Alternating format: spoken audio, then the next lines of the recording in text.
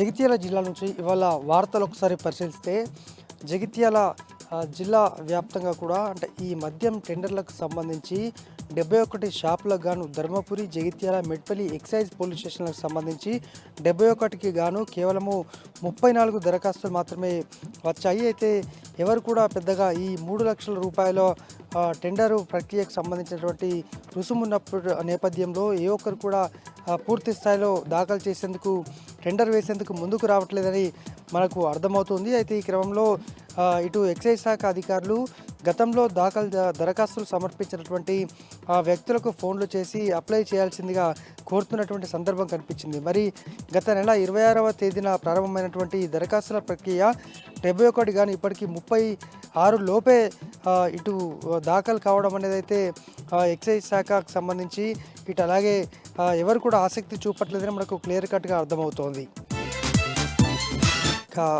మరొక వార్త, crypto currency కేసులో కీలక నిందితుడు కస్తూరి రాకేష్తో పాటు మరొక ఇద్దరిని ఇటు జగిత్యాల జిల్లా పోలీసులు అరెస్ట్ చేశారు. అయితే కొడిమ్యాల మండలానికి చెందినటువంటి ఒక మహిళ ఫిర్యాదుతో అలాగే మరికొద్ది మంది బాధితుల ఫిర్యాదుతో కదిలినటువంటి జిల్లా పోలీస్ యంత్రాంగం వారిని అరెస్ట్ చేశారు. అయితే ₹1,00,000 పెట్టుబడి పెడితే యాప్లో ఈ crypto currency meta fund app, meta fund pro అనేటువంటి యాప్లలో పెట్టుబడులు లక్ష పెడితే 3 లక్షలు వస్తాయని చెప్పి నమ్మించి అనేక మంది నుంచి కూడా లక్షలాది రూపాయలు వసూలు చేసినట్టు పోలీసులు గుర్తించారు. ప్రస్తుతం అయితే 3 అరెస్ట్ కాగా ఇంకా వారి విచారణ అయితే కొనసాగుతుంది. మరి ఇంకా ఎంతమంది ఉన్నారు, ఎక్కడెక్కడ పెట్టుబడులు పెట్టారనేటువంటి దాంట్లో వీరంతా విదేశాలు ట్రిప్లు కూడా చేసినట్టు పోలీసులు గుర్తించగా మరి జిల్లా ఎస్పీ వివరాలు అయితే నిన్న వెల్లడించడం జరిగింది.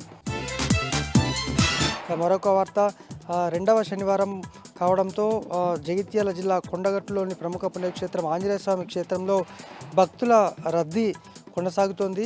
పెద్ద సంఖ్యలో కూడా సెలవు కావడంతో, వీకెండ్ కావడంతో భారీ సంఖ్యలో కూడా భక్తులు తరలివచ్చి ఆంజనేయ స్వామిని దర్శించుకుంటారు. ఈ సందర్భంగా కోనేటిలో పుణ్యస్నానం ఆచరించిన తర్వాత భక్తులు పెద్ద సంఖ్యలో కూడా హనుమంతుని దర్శించుకుంటున్నారు. మొత్తానికి రెండవ శనివారం కావడం అలాగే ఇటు సెలవు దినం కావడంతో పెద్ద సంఖ్యలో అయితే భక్తులు కొండగట్టు ఆంజనేయ స్వామి దేవస్థానానికి వివిధ రాష్ట్రాలు, వివిధ జిల్లాల నుంచి తరలి వస్తున్నారు. ఇది జిల్లా వ్యాప్తంగా ఉన్నటువంటి వార్తలు.